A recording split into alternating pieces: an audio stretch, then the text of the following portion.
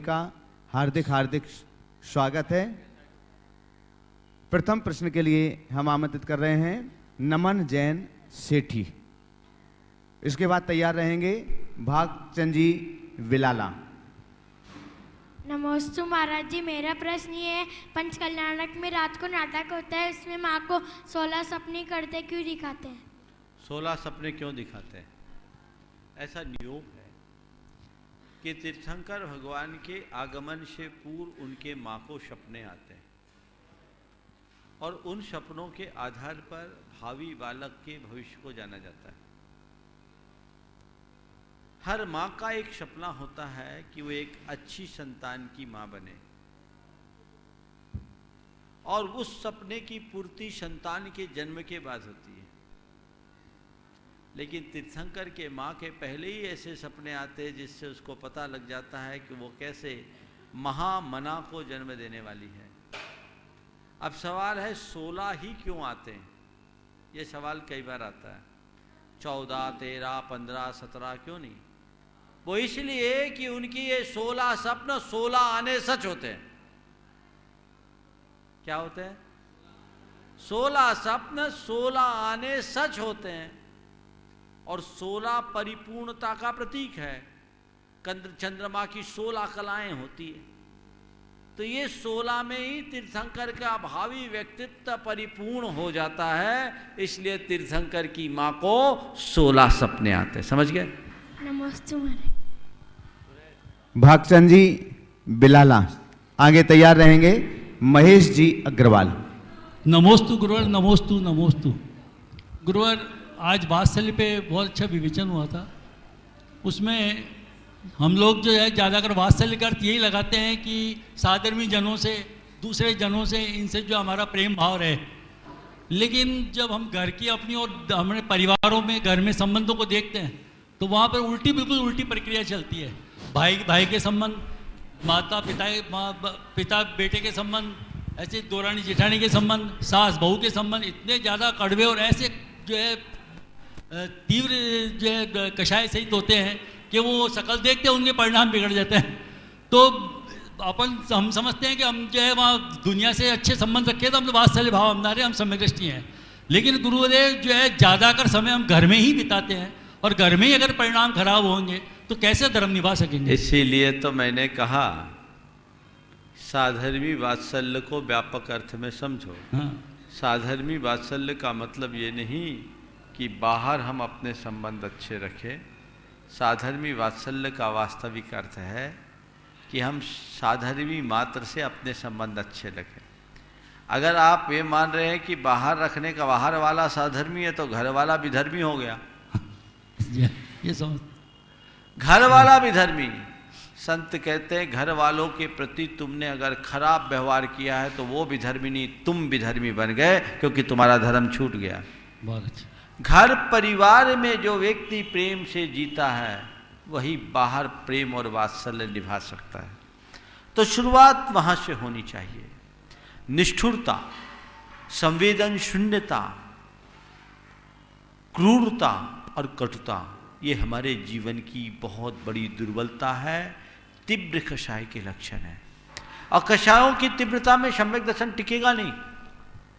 इसलिए हमें चाहिए कि हम अपने धरातल को मजबूत बनाएं। जब तक हमारा धरातल मजबूत नहीं होगा तब तक हम जीवन में कुछ भी हासिल नहीं कर सकेंगे। इसलिए हमें इन सब बातों पर बहुत गहराई से ध्यान देने की आवश्यकता है, उस पर विचार करने की आवश्यकता है, तब हम इसका लाभ ले सकेंगे। ओम नमोस्तु गुरु, नमोस्तु। महेश जी आवाज सुधारो, आवाज रिवर्स आ रही है, पूरी आवाज रिवर्स आ रही है। क्या कर रहा है? पूरा सेट करो, सेटिंग गड़बड़ है, ढंग से सेट करो पहले। परम पूज्य मुनिवर के चरणों में रुके जब इशारा देंगे चेक करो आवाज। हेलो। ओम ओम ओम ओम ओम ठीक करो। और ओम ओम ओम ओम ओम ओम ओम ओम ठीक है। ओम रेडी। हाँ पूछिए।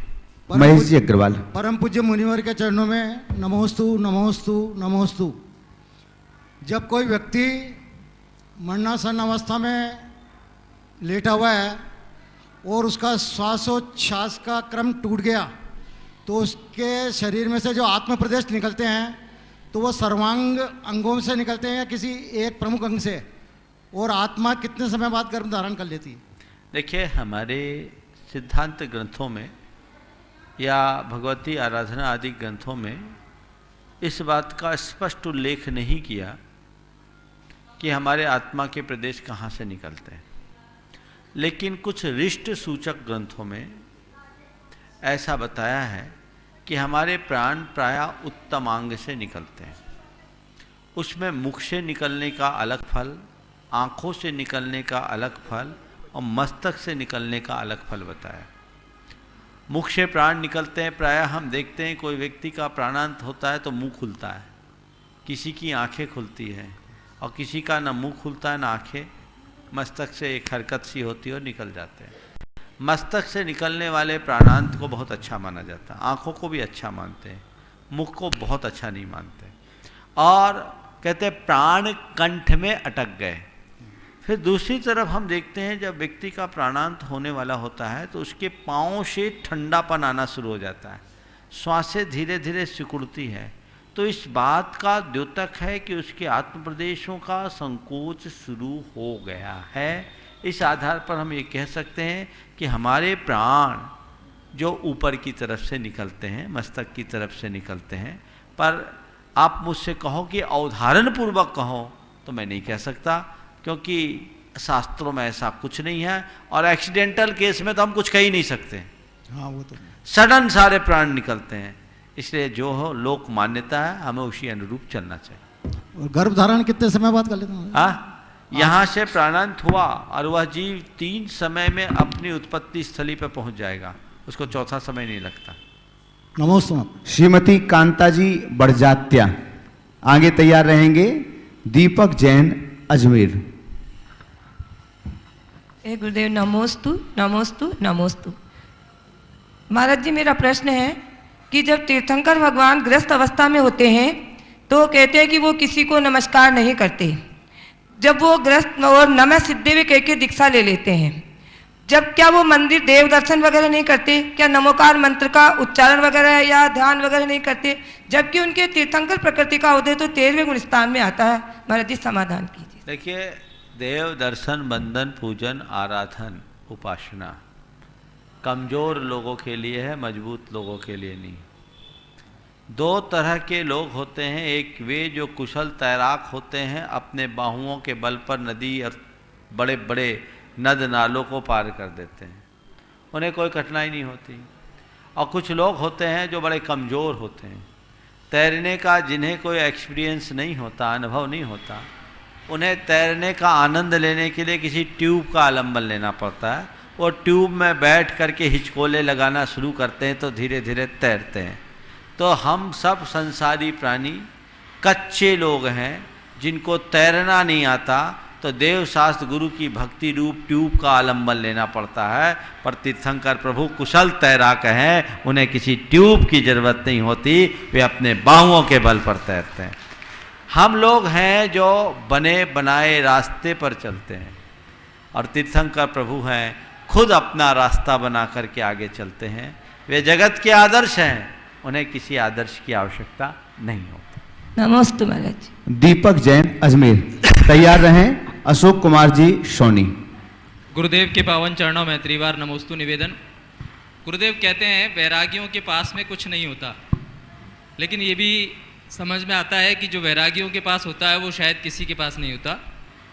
चरणों में निवेदन ये है कि श्रावकों के पास बहुत सारी चीज़ें होती हैं जो उन्हें आकर्षित करती हैं, बावजूद उसके भी श्रावकों को वैरागियों के प्रति राग भाव क्यों पैदा हो जाता है? बहुत अच्छा सवाल। श्रावकों को वैरागियों के प्रति राग भाव क्यों होता है, यह बहुत महत्वपूर्ण सवाल है। यही इस बात को बताता है कि श्रावक ने अपने साथ जो कुछ जोड़ा है वह उसे संतुष्ट नहीं कर पाते हैं। उसे लगता है कि मैं कहीं ना कहीं गलत ट्रैक पे हूं, मैं दुखी हूं, अशांत हूं, उद्विग्न हूं, मुझे तकलीफ है, पीड़ा है। श्रावक सारी संपत्ति जोड़ करके दुखी होता है और किसी साधु के चरणों में जाता है तो उनको अपनी मस्ती में लीन दिखता है, देखता है, तो वो सोचता है हम सब संपत्ति जोड़ करके सुखी नहीं हो पाए और ये सब संपत्ति छोड़ करके सुखी हैं। मार्ग तो यही है, मार्ग तो यही है, सहज आकर्षण होगा। ये सहज आकर्षण है, यही बताता है कि जीवन में सार क्या है, इसे पहचानो। वैरागियों के प्रति जितना आकर्षण है, यदि वैराग्य के प्रति वैसा आकर्षण हो जाए तो जीवन की धारा ही परिवर्तित हो जाए। काश वो राग प्रकट हो। नमोस्तु। अशोक कुमार जी सोनी तैयार रहेंगे। श्रीमती अनीता जी सोनी। पूज्य गुरुवर के चरणों में शतशत नमन। गुरुवर, मेरी जिज्ञासा ये है, हमारी आत्मा निर्विकार है और हम उसको उपयोग रूपी लक्षण से पहचानते हैं, और महाराज जी हम एक और कहते हैं कि हमें निर्विकल्प ध्यान की समाधि साधना करनी चाहिए। तो महाराज जी विकल्प और विचार तो हरदम बने रहते हैं क्योंकि उपयोग हमारा लक्षण है, तो फिर ये दोनों बातें कैसे एक दूसरे से बनती है महाराज जी? देखिए, उपयोग ज्ञान आत्मा का लक्षण है, और उसमें ज्ञान का लक्षण जो हमारे न्याय शास्त्रों में सिद्धांत बने, धर्म के न्याय शास्त्रों में वर्णन है, स्वपूर्वार्थ व्यवसायात्मकम ज्ञानम। ज्ञान सविकल्प होता है। वो विकल्प का तात्पर्य है ज्ञान अपने वस्तु को आकार प्रकार रंग रूप सहित जानता है, वो एक विकल्प अलग है। और एक विकल्प है जो हमारे हृदय में राग और द्वेष के निमित्त से होता है।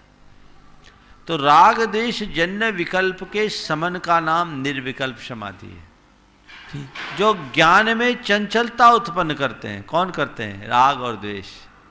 जब ये राग द्वेष का शमन होता है तो ज्ञान में स्थिरता आती है, और ज्ञान की स्थिरता का नाम ही ध्यान है। यही समाधि है, यही निर्विकल्प अवस्था है। तो हमारे अंदर राग द्वेष की तरंगे ना आए, उनसे अपने आप को बचाएं, निस्तरंग शांत चित्त रहने का अभ्यासी बने, हमारा जीवन धन्य हो। नमस्ते। अनीता जी सोनी आगे तैयार रहें। श्रीमान नागेंद्र कुमार जी अजमेर। गुरुदेव के चरणों में बारंबार नमोस्तु। गुरुदेव, हमारी शंका है कि मोह, वात्सल्य और करुणा में क्या अंतर है? बहुत अच्छा सवाल है। मोह, वात्सल्य और करुणा में क्या अंतर है? एक बेटा है, उसको कुछ हुआ, मां का मन मचल उठा, उसे एक छोटा सा कांटा चुभा, मां मचल गई। बेटा दूर चला गया, मां घर बैठे रो रही।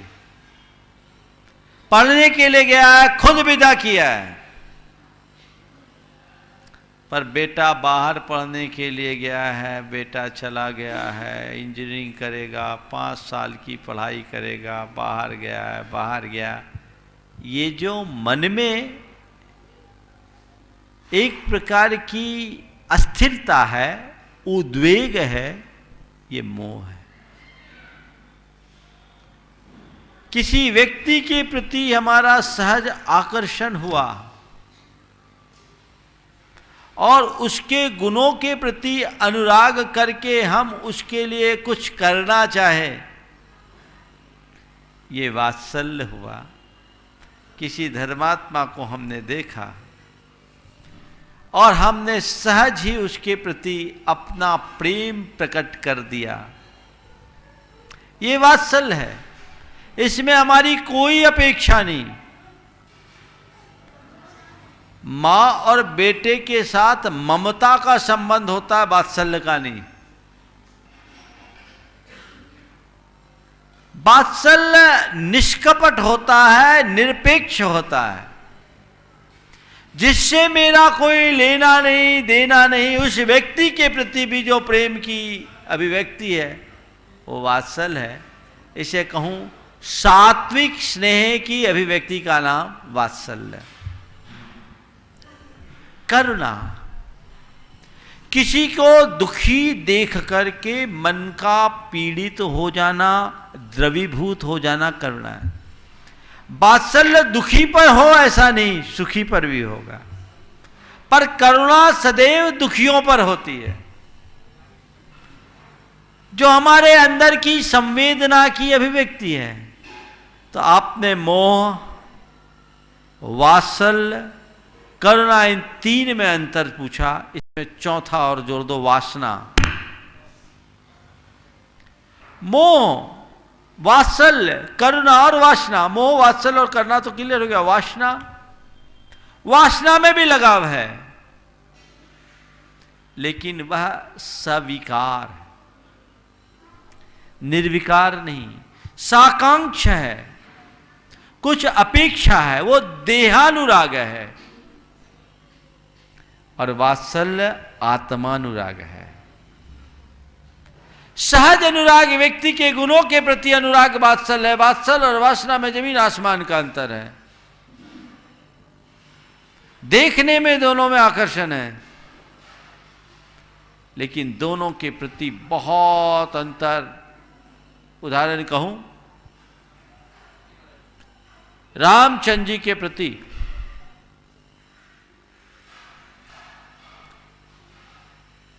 लक्ष्मण के प्रति, लक्ष्मण के मन में सीता के प्रति आकर्षण था, और कुछ पल के लिए शूर्पणखा लक्ष्मण की ओर आकर्षित हुई थी। लक्ष्मण ने पूरे जीवन सीता को मां के रूप में देखा, भाभी के रूप में नहीं।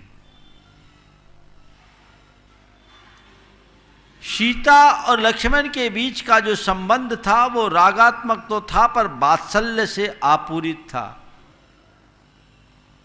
यही कारण है कि सीता हरण के बाद अचानक जब आभूषण मिले, रामचंद्र जी बोल रहे, लक्ष्मण देख, ये केयूर सीता के प्रतीत होते हैं, ये कुंडल सीता के प्रतीत होते, हार सीता के प्रतीत होते। लक्ष्मण मौन, कोई उत्तर नहीं।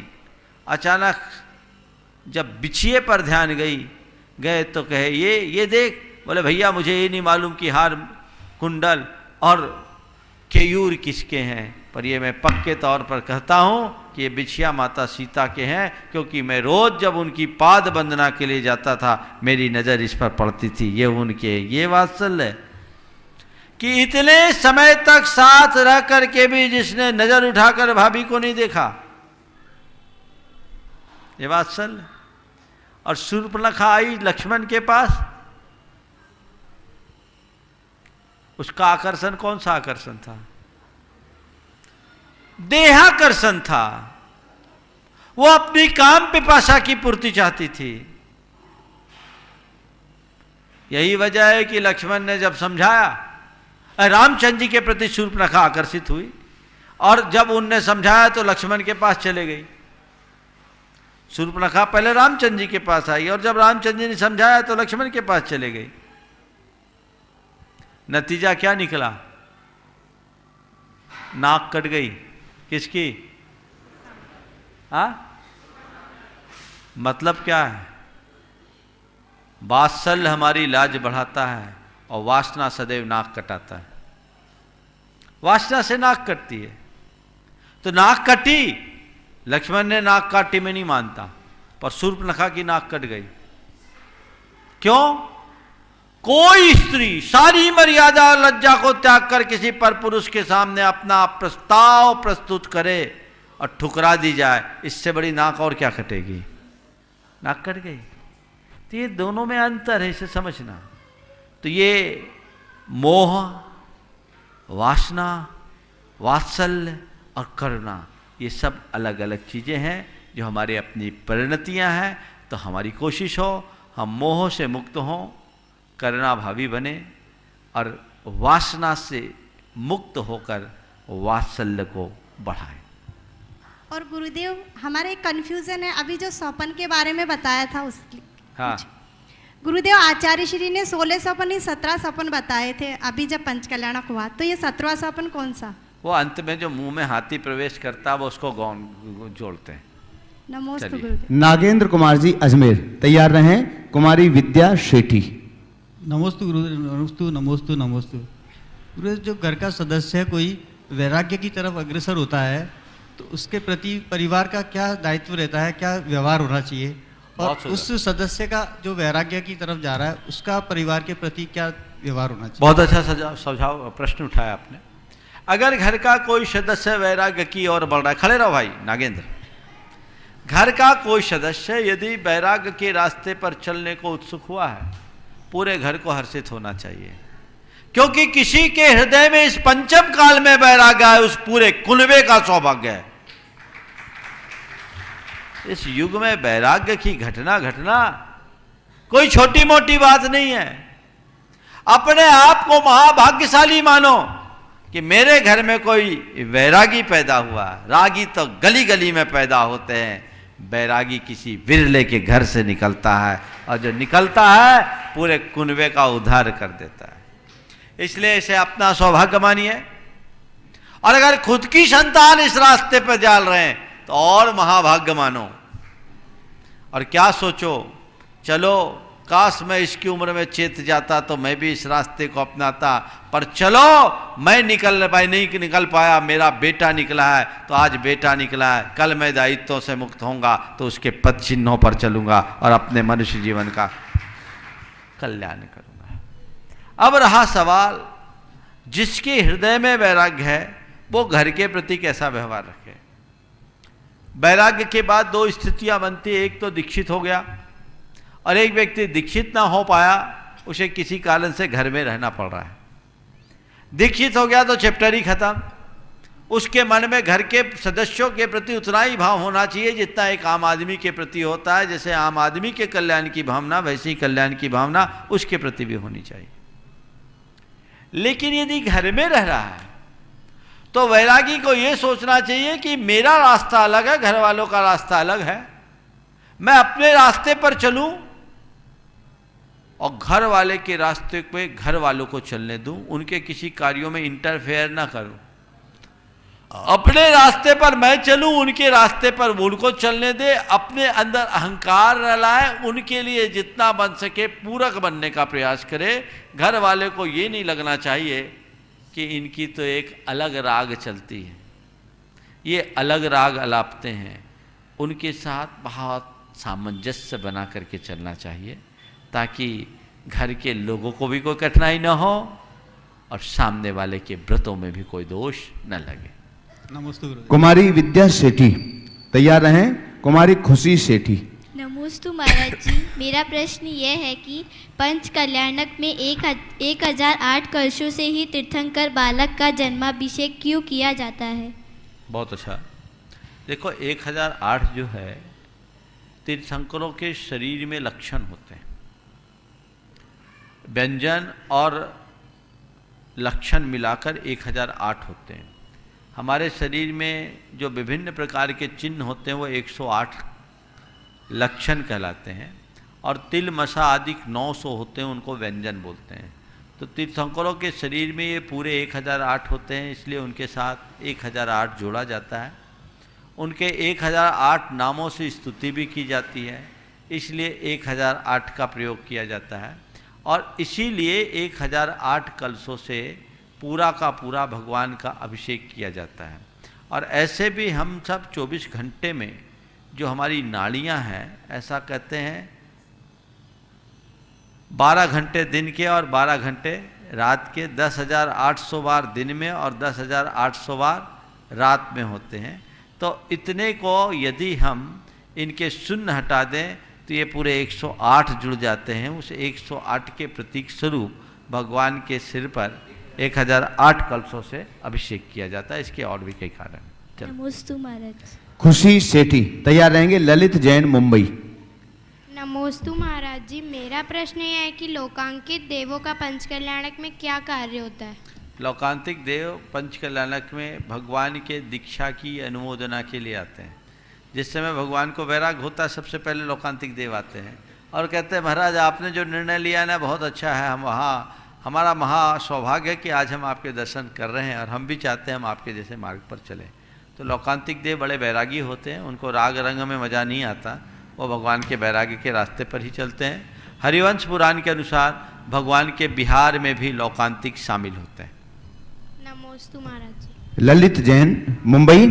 आगे तैयार रहेंगे भूपेंद्र कुमार जी इलाहाबाद। नमोस्तु महाराज जी। महाराज जी के चरणों में शत वंदन वंदन वंदन। महाराज जी, मेरा प्रश्न है कि मिथ्यात्व की परिभाषा क्या है? क्या कुदेव कुगुरु कुशास्त्र तक ही सीमित है या आगे? देखिए, मिथ्यात बहुत व्यापक शब्द है। मिथ्यात शब्द बना मिथ्या, मिथ्या यानी झूठ। झूठे धर्म का नाम मिथ्यात है। अब झूठा धर्म हमारी उपासना में भी है, हमारी साधना में भी है, हमारी आराधना में भी है। जहां झूठ है, झूठा विश्वास है, वो सब मिथ्यात है। समझ गए? अगर साल में मैं बताऊं तो अदेव में देव बुद्धि, अधर्म में धर्म बुद्धि, अतत्व में तत्व बुद्धि, सब मिथ्यात्व है। झूठ को सच मानना मिथ्यात्व है। तो ये पहचानो कि जीवन की सच्चाई क्या है, संसार का सत्य क्या है। उस सत्य के श्रद्धानी बनो, तब मिथ्यात्व जाएगा। हां, केवल अपनी पूजा उपासना में तुमने बाकी चीजों को हटा दिया और मैं सम्यक दृष्टि बन गया, ऐसा भ्रम मत पालना। अगर झूठ है तो सब जगह की झूठ हटनी चाहिए। एक भी झूठ, कोई आदमी 100 झूठ बोलता है, कोई आदमी 10 झूठ बोलता है, कोई आदमी 1 झूठ बोलता है, वो झूठा कहलाएगा कि सच्चा? हाँ, बोलो। झूठा। झूठा ना। तो अगर तुम्हारे अंदर, किसी के अंदर सब प्रकार का असत्य श्रद्धान है, भ्रम है, और किसी के अंदर केवल अपने स्वरूप विषयक भ्रम है, वो मिथ्यात्व कहलाएगा कि सम्यक्त्व? बोलो। मिथ्यात्व। तो बस अपने आप को पहचानो, सच्चाई को जानो, सच को सच समझने की क्षमता अपने भीतर विकसित करो, तभी सम्यक दृष्टि बन सकोगे। भूपेंद्र जी इलाहाबाद, आगे तैयार रहें। प्रशांत जी पाटनी झालरा पाटन। मेरा प्रश्न वानप्रस्थी के लिए है। समाज में कोई न कोई निमंत्रण आदि रहता है, तरह तरह के अन्य क्रियाकलाप होते हैं। क्योंकि वानप्रस्थी के पास धनाभाव भी होता है, ऐसे में वानप्रस्थी को क्या करना चाहिए? उसे निमंत्रण आदि में जाना चाहिए या नहीं? क्या वानप्रस्थी यदि शुगर पेशेंट है तो वो रात्रि भोजन का त्याग कर सकता है? देखिए, जो वानप्रस्थी भूमिका में आ गया है तो उसे अपने साधना की तरफ ध्यान रखना चाहिए। और वानप्रस्थी प्रायः लोग 60 के बाद होते हैं, तो सोचना चाहिए परिवार और समाज के लिए 60 बरस में जी लिया, अब मैं अपने लिए जीऊँगा, कहीं आने जाने का काम नहीं, ब्याह शादी निमंत्रण से कोई मतलब नहीं, अपनी साधना को बढ़ाओ। जहाँ तक रात्रि भोजन के त्याग की बात है, धीरे धीरे आप अभ्यास करोगे तो कैसे भी शुगर पेशेंट है रात्रि भोजन छूट सकता है, पर एकाएक नहीं करो, धीरे धीरे। कई मुनि राजों को शुगर है, डायबिटीज है, पर वो 24 घंटे में एक ही बार भोजन और पानी लेकर के अपना जीवन चला रहे। तो अपने शरीर को धीरे धीरे ढाल करके यदि दृढ़ संकल्प ले और अभ्यास बनाए तो छोड़ सकते हैं। लेकिन जिनका शरीर ढला नहीं है, उन्हें एकाएक छोड़ करके जोखिम नहीं लेना चाहिए। नमस्ते। प्रशांत पाटनी झालरा पाटन, तैयार रहें। श्रीमती साधना जमोरिया। नमस्ते गुरुवर। कोई व्यक्ति अपनी मान बढ़ाई प्रतिष्ठा के लिए षट आवश्यक कर्म करता है, दान धर्म आदि दिखावे के लिए करता है, तो उसको फल कितना मिलेगा? भाई, दिखावे के लिए दान धर्म करने वाले को पुण्य भी दिखावे का मिलेगा, और क्या होगा। सुनो, दिखावे का पुण्य और असली पुण्य में क्या अंतर है मालूम? बता दूं आपको। एक असली पुण्य है और एक दिखावे का पुण्य है। शब्दों की दृष्टि से जिसके पुण्य का उदय हो और पुण्य का अनुभव करे वो असली पुण्य है, और जिसके पुण्य के उदय में आकुलता का अनुभव हो दिखावे का पुण्य। क्या बोला? ये कहीं शास्त्र में नहीं मिलेगा, पर जो मैं बोल रहा हूं शास्त्र के विरुद्ध भी नहीं है। पुण्य के उदय में आकुलता का अनुभव दिखावे का पुण्य, और पुण्य के उदय में आनंद का अनुभव असली पुण्य। कैसे? एक व्यक्ति का पुण्य का उदय है, उसको भोग भी ले रहा है, मजा भी कर रहा है, आनंद ले रहा है, कोई दिक्कत नहीं। और एक के पुण्य के उदय से खूब भोग की संपदाएं तो है, पर दिमाग में टेंशन भरा, शरीर में डायबिटीज है, कोलेस्ट्रॉल बढ़ा हुआ है, और डॉक्टर ने सब खाना पीना छुड़ा दिया है, ऊपर से पैरालिसिस और हो गया है। ये कौन सा पुण्य है? क्या? तो दिखावा करोगे पुण्य मिलेगा, ऐसा ही पुण्य मिलेगा। सब तुम देखते रहोगे, तुम्हारे नौकर चाकर गुलछर्रे उड़ाएंगे, तुम्हारे कुत्ते कार में घूमेंगे और तुम्हें बिस्तर पे पड़े रहना पड़ेगा। पसंद है ऐसा दिखावा का पुण्य? बोलो गलत बोला क्यों कुंतीलाल? गलत बोला? सही है तो ताली तो बजाओ एक बार। सोचना चाहिए। देखो क्या होता है, मनुष्य प्रदर्शन की भावना से जब जुड़ता है और शुभ कार्य करता है तो मेरी दृष्टि से पाप नहीं बंधता, पुण्य ही बंधता है। क्योंकि शुभ क्रिया में पाप नहीं बनता पर पुण्य में बट्टा लग जाता है। और बट्टे वाला पुण्य, 24 कैरेट का सोना और 12 कैरेट का सोना एक बराबर बिकता है क्या बाजार में? हाँ बोलो नहीं। तो भैया जब तुमको 24 कैरेट का सोना मिल रहा है और उतना ही पैसा देके तुम 12 कैरेट का क्यों ले रहे हो? बोलो, समझ में आ रही ना बात? जी जी। तो आप कौन सा खरीदोगे, 24 कैरेट वाला कि 12 कैरेट वाला? 24 कैरेट वाला। हाँ तो बट्टा मत लगाना, नहीं तो बंटाधार होगा। जी जी। नमस्ते महाराज। श्रीमती साधना जमोरिया, नहीं, सुजीत गदिया आगे तैयार रहेंगे। अतिशय जैन,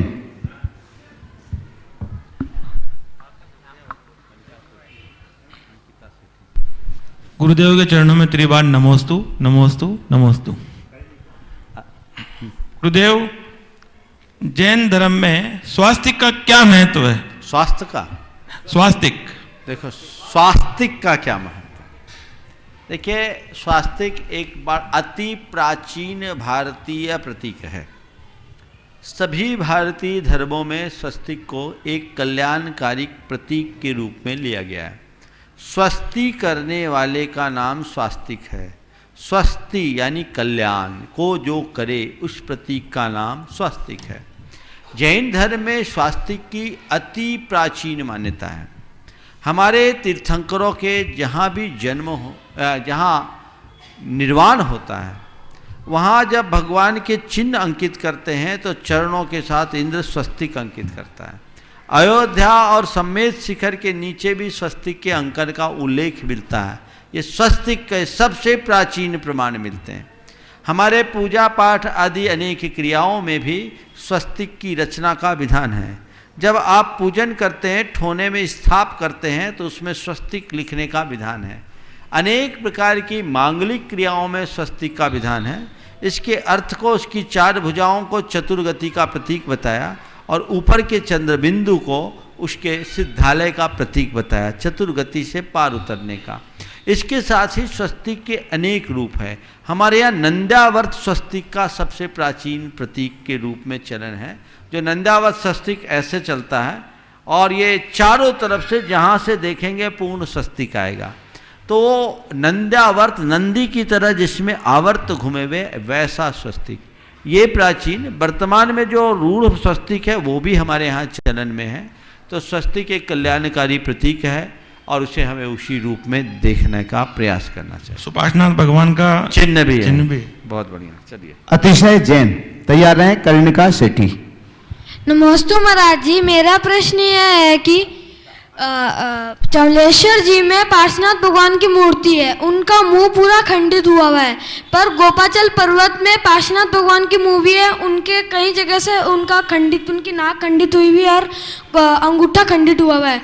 तो फिर भी पर हम चमलेश्वर जी की मूर्ति को तो पूजनीय मानते हो, पर गोमचल पर्वत की मूर्ति को पूजनीय क्यों नहीं मानते महाराज जी? देखो ऐसा है कि हमारे शास्त्रों के विधानानुसार 100 वर्ष से प्राचीन प्रतिमा यदि थोड़ी बहुत व्यंगित है, यानी ओठ, उंगली, भौहें, ये सब कान, नाक हल्की फुल्की डैमेज है तो भी पूज्य बताए। गोपाचल पर्वत पर जो पार्श्वनाथ भगवान एक पत्थर की बावड़ी में है, 32 फीट हाइट की पद्मासन, संपूर्ण भारत में उतनी विशाल काय पद्मासन प्रतिमा आज तक कोई दूसरी नहीं। ये हमारा दुर्भाग्य है कि आतताइयों ने गोपाचल पर्वत में स्थित बड़े बड़े जिन बिंबों को नष्ट कर दिया। आज भी वो जो पार्श्वनाथ भगवान है वो पूज्य हैं, लेकिन समाज की कमजोरी कहो, उदासीनता कहो, जागरूकता का अभाव कहो या अन्य कोई कारण, पुरातत्व विभाग के अधीन हो जाने के कारण उसकी पूजा अर्चा नहीं होती। हमारे गुरुदेव ने तो इस विषय में कई बार कहा कि अगर उसको ठीक ढंग से प्रकाश में ले आया जाए, तो एक दफे कहा था कि उत्तर भारत के गोमटेस से भी ज्यादा ये प्रसिद्ध हो जाएंगे। 32 फीट हाइट तो 164 फीट की अवगाहना हो गई। गोमटेश्वर तो 57 फुट और एक ही पत्थर में बने पहाड़ को काट करके बनाया हुआ है। वहीं बावड़ी भी मैंने उनके दर्शन किए। पूजा अर्चा शास्त्रीय विधान से होना चाहिए। अब नहीं हो पा रहा है, हम सबका दुर्भाग्य है, उसके लिए प्रयास करना चाहिए। महाराज जी वो ठीक भी हो सकती है? वो ठीक भी हो सकती है मूर्ति? आर्कोलॉजी डिपार्टमेंट के अड़चने उसमें है। ग्वालियर की जैन समाज उसके लिए काफ़ी प्रयास भी कर रही है। देखो उस दिन का इंतजार करो जब समाज का सौभाग्य जागे। अंकिता शेठी आगे तैयार रहेंगे। शेखर बरजात्या। लेकिन आज आपके वात्सल्य अंग की विवेचना में हमने सुना कि सबको अपना मानो, तो वो बात तो हमें जस्टी नहीं थी कि जहाँ दे अपनी नहीं, क्योंकि हम प्रैक्टिकली ये चीज़ पॉसिबल नहीं है। लेकिन आपने बोला सबको अपना मानो, हम इसको किस हद तक कर सकते हैं? हम अपना मान के अगर किसी का सहयोग भी करते हैं तो वो प्रशंसा नहीं करता सहयोग की, लेकिन अगर किन्हीं परिस्थितियों में हम उसका सहयोग नहीं कर पाए तो उसका दोष जरूर हमारे सिर मढ़ के चला जाता है। तो ऐसी परिस्थिति में हमारे जो सहयोग की भावना है वो हमारे मन में ही घुट के रह जाती है। तो उन परिस्थितियों से हम कैसे बचें? दोनों बातों को आत्मसात करो। जहां देह अपनी नहीं तहां ना अपना कोई, ये एक शाश्वत सत्य है, इसे स्वीकार करो। कोई किसी का नहीं है, सब अपने अपने हैं। ऐसा करने से पर के प्रति अपेक्षाएं मिट जाएगी। लेकिन व्यवहार में हम सबको अपना बनाएं, अपना माने, उसी के साथ चले ताकि हमारी आत्मीयता बने। सबके बीच रहते हुए भी खुद में रमो, ये सिद्धांत होना चाहिए। आपने कहा हमने किसी का सहयोग किया, उसने उसकी प्रशंसा नहीं की, हमें कोई तकलीफ नहीं है। लेकिन यदि किसी का सहयोग नहीं किया और वो हम पर दोषारोपण करने लगा तो तकलीफ होता है। आप घर से निकल रहे हैं, किसी ने आपको पैदल आते देखा, अपनी गाड़ी पे बिठा दिया, आपको बहुत अच्छा लगा, धन्यवाद दिया। पहले दिन आपने छोड़ दिया ठीक, दूसरे दिन छोड़ दिया ठीक, तीसरे दिन आप निकले और आपने नज़रअंदाज कर दिया, वो निकल गया। बड़ा अभिमान हो गया, पैसा वाला बन गया है, आज हमको लिया ही नहीं, जैसे तुम्हारे बाबूजी का नौकर है वो। ये प्रवृत्ति है। ऐसी स्थिति में मन हताश होता है। पर इस संदर्भ में मैं दो बातें कहता हूं। जीवन में कभी किसी से कोई अपेक्षा मत रखो और सामने वाले की अपेक्षाओं में यथासंभव खरे उतरने का प्रयास करो। दूसरों की अपेक्षा की उपेक्षा मत करना और किसी की कितनी भी अपेक्षाओं की पूर्ति रखो, अपेक्षा मत रखना। कोई तुम्हारी उपेक्षा करे, उपेक्षित महसूस मत होना। जीवन को सहजता से जीने का अभ्यासी बनना, जीवन में कभी कठिनाई नहीं होगी।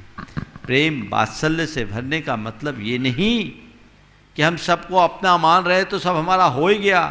क्यों? ये तो राग है। हमने अपना माना और अगर किसी बात को लेकर के वो पराया हो गया तो द्वेष आ गया। जहां राग होता वहीं द्वेष होता है, वात्सल्य नहीं। मुझे सबके साथ आत्मीय व्यवहार करना है, अपने समान व्यवहार करना है, क्योंकि जैसी तकलीफ मुझे होती वैसी उसको भी होती है। जिन परिस्थितियों का सामना करने से मैं डगमगाता हूं वो भी डगमगाता है। आज मेरे पास यदि कुछ है, शक्ति है, समय है, संसाधन है, सामग्री है, मैं सपोर्ट करूं, दूसरे के काम में आऊं। तो आत्मीय संबंध बनाना अलग है और सबको प्रति ऐसा अपनापन लेकर के मोही बन जाना अलग है। मोही द्रोही बनता है और जिसके हृदय में वात्सल्य होता है वो धीरे धीरे धीरे धीरे अपने जीवन में निखार लाता है। इसलिए इस बात को बहुत गहराई से समझना। फैले प्रेम परस्पर जग में, मोह दूर ही रहा करे। बस इस लाइन को समझोगे तब तुम्हारा मोह दूर होगा।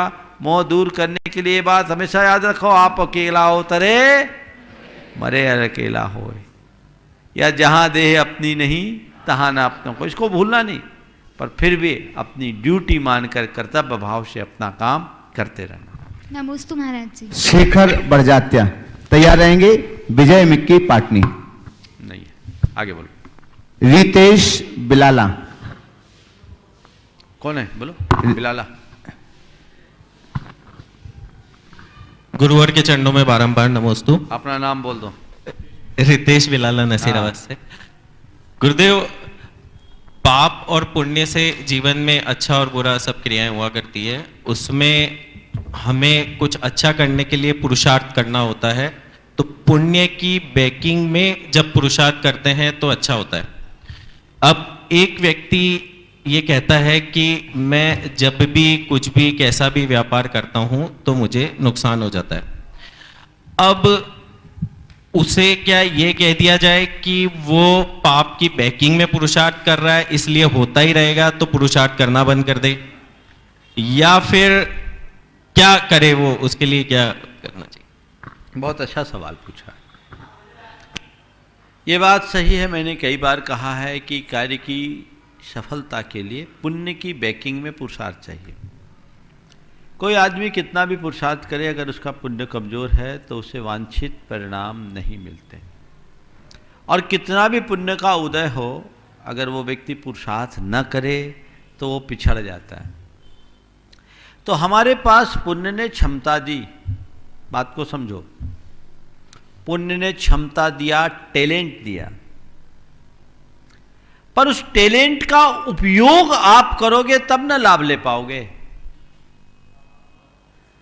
एक आदमी एक्स्ट्रा ऑर्डिनरी पर्सनालिटी है, उसके पास है क्षमता है, बहुत अच्छा वक्ता है, इतना बढ़िया मोटिवेटर है कि पूरे दुनिया को हिला दे, और अपने घर तक सीमित होकर रह जाए, उसका सही उपयोग न करे, तो क्या जिस मुकाम पर वो पहुंच सकता है पहुंचेगा? क्षमता थी उसके पास, उपयोग नहीं किया। बोलने की इतनी जबरदस्त कला, मौन लेके बैठ गया। तुम्हारे पास इतनी पुण्याई है कि तुम जिसको जो सलाह दो वो हो जाए, बहुत अच्छा कंसल्टेंसी दे सकते हो, ऑफिस में ही नहीं जाओ, कुछ मिलेगा? नहीं मिलेगा। ठीक, खूब बढ़िया मार्केटिंग कर दी, बड़े बड़े इश्तेहार छपवा दिए, विज्ञापन निकलवा दिया, बाजार में कुछ एजेंट भी घुमा दिए, सबसे टॉप मोटिवेटर, और जब माइक के सामने आए तो दो शब्द नहीं निकले, बोलने का अकल ही नहीं है, अकल से पैदल है तो क्या होगा? उसका पुरुषार्थ उसे परिणाम देगा। 5 स्टार ऑफिस बना लिया कंसल्टेंसी के लिए, पता लगा हुनर है ही नहीं, कोई पूछेगा बहुत बढ़िया डॉक्टर है, अच्छा लंदन से पढ़कर आया है, और पता लगा फर्जी डिग्री है, आता कुछ नहीं है, कितने दिन पेशेंट को बेवकूफ बनाएगा? बात समझ में आ गई? इसे समझिए, पुण्य क्षमता देता है और पुरुषार्थ उस क्षमता को उपलब्धि में परिवर्तित करता है। तो पुण्य की वेकिंग में जब पुरुषार्थ करे तो सफलता मिलती है। कई बार जो आपने एक सवाल उठाया कि हम कोई व्यक्ति लगातार पुरुषार्थ करता है फिर भी विफलताएं आती है, इसकी वजह क्या है? क्या उसके पुण्य की क्षीणता है या तीव्र पाप का उदय? दोनों प्रकार की संभावना है। पुरुषार्थ कर रहा है, पुण्य पतला पड़ रहा है, कमजोर पड़ रहा है, परिणाम नहीं आएगा। एक ही काम में 2 आदमी लग रहा है। एक व्यक्ति अभी मेरे से कहा, महाराज जी मेरे कंस्ट्रक्शन का काम है और पिछले दिनों से, आजकल तो ऑनलाइन टेंडर हो रहे हैं, 6 महीने से कोई टेंडर ही हाथ में नहीं लगता और मेरा भाई जो टेंडर देता सब निकल जाता है। बोले क्यों? बोले महाराज कितना ही सोचता हूं तो मेरा लोएस्ट आता ही नहीं है। हमने भैया लोएस्ट क्यों नहीं आता? बोले महाराज जी रेट कोट करने में हिम्मत नहीं कर पाता। अब इसमें मेरा पुण्य है कि पाप? समझिए, लालच भी कभी कभी पुण्य को मंद कर देती है। हमने कहा भैया जरूरत से ज्यादा कमाने की चाह रखोगे तो क्या तुमको लाभ मिलेगा? बोलो। एक आदमी ने बहुत बढ़िया शोरूम खोला और डबल रेट लगा दिया, तो उसकी दुकान चलेगी? क्यों? अब दुकान नहीं चल रही है, मेरा पुण्य कमजोर हो गया। बोलो। अपने पुण्य की कमजोरी से दुकान नहीं चल रही कि नीति निपुणता के अभाव में नहीं चल रही है? समझे? कर्म सिद्धांत को व्यवहारिक स्तर पर समझने के लिए हमें कई एंगल से देखने की जरूरत है। तो कहीं लालच, कहीं भय, कहीं आशंका, कहीं दबाव प्रभाव चलते हुए पुण्य की रफ्तार को कमजोर कर देता है। व्यक्ति को वांछित सफलता नहीं मिलती। आज की भाषा में अगर कहें तो व्यक्ति के अंदर की नकारात्मकता उसे पीछे धकेलती है। अगर ऐसा व्यक्ति अपने भीतर सकारात्मकता ले आए, अपनी क्षमता का भरपूर उपयोग करे और पुरुषार्थ को राइट डायरेक्शन में करे, तो सफलता भी मिल सकती है। तो जिस व्यक्ति को लगातार पराभव का सामना करना पड़ रहा है, विफलता का सामना करना पड़ रहा है, पर्याप्त पुरुषार्थ करने के बाद भी, तो मैं ये नहीं कहूंगा कि उसके पाप का उदय या पुण्य की छीनता है। मैं ये कहूंगा उसके चित्त की दुर्बलता भी इसमें एक कारण बन सकती है। दूसरा, अब दो व्यक्ति समान चल रहे हैं तो कहीं पुण्य की छीनता भी कारण हो जाती है। चौका लगा रहे 10 जन, अब एक के हार हो गया, एक के हार नहीं हुआ। जिसके आहार हुआ उसका तो पुण्य प्रबल है, जिसके आहार नहीं हुआ वो पापी है। बोलो। हाँ? नहीं। लोग कह देते हैं ऐसा। एक घटना सुनाता हूं, ये बहुत अच्छा टॉपिक आया है, इसमें लोगों का ब्रेन वॉश होना चाहिए। मैं एक स्थान पर था, हम 2 महाराज थे, 20 चौके थे, और दोनों के आहार होते होते लगभग 20 दिन हो जाते थे। संयोग क्या बना, एक चौके में हम दोनों का आहार 4 दिन में हो गया और उसके पड़ोसी का चौका 18 दिन से खाली जा रहा था। दोनों में एक के भी नहीं हो पाए, संयोग है। और एक के यहाँ 4 दिन में दोनों के आहार। अब उसने क्या बोल दिया, पापियों के आहार थोड़ी होते। और जले में नमक। वो मेरे पास आई, फूट फूट के रोने लगी। हमने पूछा क्या मामला है, तो उसकी सास वाली महिला ने कहा महाराज जी ऐसी ऐसी घटना हो गई और इन्होंने कहा पापियों के आहार थोड़ी होते। हमने कहा क्या बात हो गई? बोले ऐसी बात है। हम बोले चिंता मत करो, तुम पापी नहीं, पापी तो वो है जो सब अनुकूलता होने के बाद भी चौका नहीं लगा पा रहा है। तुमने सुबह से साधु को आहार दान देने का भाव रखा, तुमसे बड़ा पुण्यात्मा कोई नहीं होगा। अपने आप को पापी मत गिनो। हमने कहा चिंता नहीं करो, पुण्य का उदय आ जाएगा। अगले दिन मैं सीधे उसी के चौके में गया और मेरे साथ वाले भी महाराज आ गए, छप्पर फाड़ के आ गया। तो अब ये संयोग है, तो इसमें किसी के हुआ किसी के नहीं हुआ, ये पुण्य की स्पर्धा है। जो डोमिनेट होगा वो कर लेगा, तुम्हारा पुण्य पतला पड़ गया। अब महाराज आ गए, अंतराय हो गया, आ गए, लौट गए, पाप का उदय आ गया। बात समझ रहे हैं? तो जीवन में जब भी इस तरह की विफलताएं आए, पाप पुण्य को हर अर्थ में समझना, केवल पुण्य पाप पर भरोसा मत करना, अपनी क्षमता का भरपूर उपयोग करना, और जब तक अंतिम संभावना शेष रहे हार मत मानना, पॉजिटिव बनना, मुझे क्या करना ये देखना, मैं क्या कर सकता हूं ये मत सोचना, तब जीवन में सफल हो सकेंगे। नमस्ते गुरु। विजय मिक्की पाटनी आगे तैयार हैं श्रीमती सोनम सेठी। श्रीमती सोनम सेठी, राजीव बिलाला आगे तैयार रहेंगे।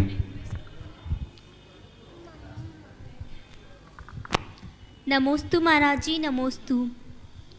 महाराज जी, मेरा प्रश्न कल के प्रवचन से, कल जैसा कि आपने बताया कि एक अग्रवाल लड़का, एक जैनी लड़का एक अग्रवाल लड़की से शादी कर लेता है और फिर वो दोनों के मरने के बाद उनका परिवार, उनके बच्चे मुस्लिम बन जाते हैं। तो महाराज जी, इस तरह से जैन कुल ख़त्म हो गया था उनका। तो मेरी शंका ये है कि महाराज जी, अगर एक जैनी लड़की किसी अन्य कास्ट के लड़के से शादी कर लेती है तो फिर वो अपना धर्म कैसे निभाएगी और उसके बच्चे कौन सा धर्म अपनाएंगे? इसलिए तो बोल रहा हूँ कभी ऐसा स्टेप लेना ही नहीं। ये पूरे कुनबे का विनाश करता है, कुल का विनाश करता है। वो लोग कहीं के नहीं रहते हैं, जिंदगी खराब हो जाती है। मेरे सामने ऐसे कई लड़कियां हैं जिन्होंने भावुकता में आकर माँ बाप की बात को नज़रअंदाज करके विधर्मी से विवाह किया। आज निभाव नहीं है, रोती है, पर क्या करे, मजबूरी है। अब वो न इधर की रहती न उधर की रहती है। अंततः उस आने वाले वंश का धर्म तो छूट ही जाता है, क्योंकि उसे अपने पति के परिवार से बंधना उसकी मजबूरी होती है। इसलिए कभी जीवन में एक कदम मत उठाना। कोई भी, मैं खासकर युवतियों से कहना चाहता हूँ जो ये सोचती है कि शादी के बाद सामने वाला मेरे अनुकूल धर्म बना लेगा। समय अभी मेरे पास नहीं है, मेरे पास सैकड़ों उदाहरण ऐसे उदाहरण हैं जिसमें वो रोते रोते रातें काटती हैं, फिर मजबूरन उसे ढलना पड़ता है, धर्म तो छूट ही जाता है। इसलिए जाना ही नहीं चाहिए, और चले जाए तो कोई बिरली चेतना होती है जो बौद्ध सैनिक को जैन बना ले, तो ये सौभाग्य की बात है, जो कि अपवाद स्वरूप ही होता है। और पंचम काल में ऐसे अपवाद बहुत कम पूरे होते हैं। महाराज जी, क्या उसके परिवार को उसको अपनाना चाहिए, उस लड़की को? मैंने बता दिया, एक काम ही नहीं होना चाहिए, और जो है वो केस सामने लाओ तो बताएंगे। ठीक है महाराज। महाराज जी के चरणों में त्रैवा नमोस्तु। महाराज जी, चक्रवर्ती का भोजन जो है 365 रसोइयों के द्वारा तैयार किया जाता है, और तीर्थंकर भगवान का भोजन सर्वों के द्वारा आता है।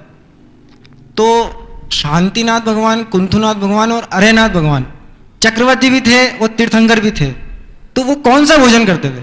देखो, एक आदमी सांसद है और एक आदमी सांसद होने के साथ प्राइम मिनिस्टर है। उसको प्रोटोकॉल के अनुसार सांसद का ट्रीटमेंट मिलेगा या प्राइम मिनिस्टर का मिलेगा? प्राइम मिनिस्टर का। हाँ, प्राइम मिनिस्टर वो तो सांसद है, सांसद का भी मिलना चाहिए।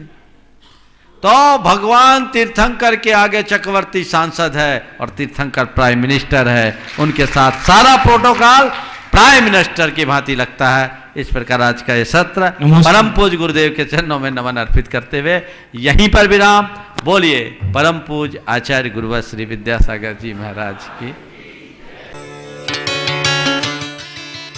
गुणायतन जैन धर्म का एक अति महत्वपूर्ण ऐतिहासिक कदम होगा, जो सारे लोक के जीवन के गुणात्मक परिवर्तन का आधार बनेगा, और जीवन का गुणात्मक परिवर्तन ही मोक्ष मार्ग में सहायक होगा। इतिहास का हिस्सा बनने का अवसर कुछ ही जीवों को प्राप्त होता है, या यूं कहिए कि कुछ भाग्यशाली जीव ही ऐसे कल्याणकारी अवसर का लाभ उठा सकते हैं। आइए आप भी यथाशक्ति दान करें, इस मुहिम का हिस्सा बनें।